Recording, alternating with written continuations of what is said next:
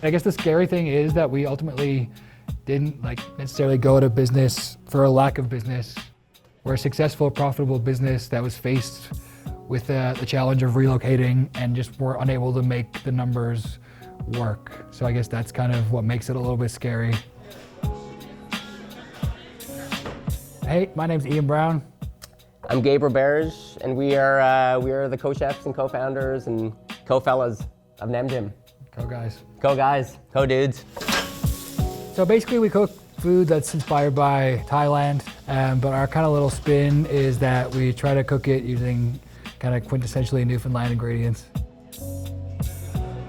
We started as a pop-up like 4 years ago now, and then it was just kind of a right place, right time thing. Bannerman was like having a tough go, like keeping the kitchen kind of like consistently staffed and stuff.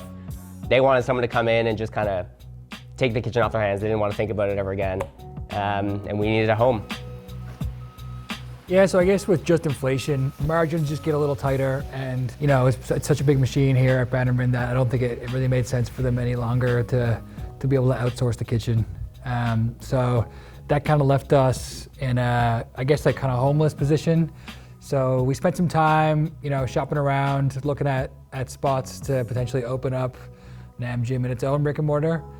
And we came close a few times, but it never really worked out in a way that we could make the numbers make sense. I mean, there's two ways you can go, right? You can rent a place and you can do some leasehold upgrades to kind of get the kitchen up to code, do the aesthetic changes that you want to make, or you can buy a place and kind of do the same. What we found was in both scenarios, by the time we, you know, made a down payment or, you know, put the first month's rent down and then did what was required to get a building up to code, there's really no room left in the budget to, you know, buy plates, to buy flatware, to have the first period's wages, to buy food. There's no cushion there financially to be able to really sleep at night. Like obviously the inflation story, the post-COVID story, all that stuff, I'm sure anyone on the planet right now can relate to that. But I've at least felt more of a squeeze here than I've seen elsewhere at least. I've seen a lot more places close here than elsewhere, even though there's stuff closing everywhere. I think it's just alarming the amount of closures we've had in the past couple months.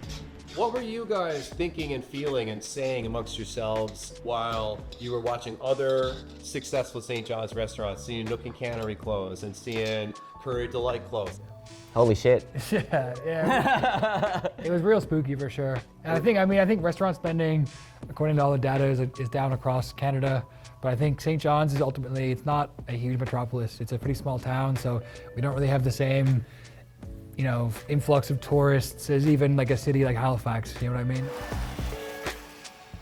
I think a lot of times these talks can feel very theoretical, but when you're someone who wants to go out and you can physically see that, you know, a meal that you got 2 years ago is now, you know, $10 more than it was, maybe you all of a sudden can't afford it, and then, you know, that builds a resentment. We have a few weeks left here. Our last day will be February 10th. I think the moral of this whole story, honestly, at this point should just be to support local aggressively and more so than ever before. You know, like we felt like we had to during COVID. It is so much more important now. Come eat our food, come eat everyone else's food, go to restaurants, go to bars, go out. You don't have to like get like a full like course tasting menu. You don't have to like buy the most expensive bottle of wine. Get a snack, come say hi, get one drink. I think we all just need to like really kind of like acknowledge the importance of that right now, just the communal support that we all need.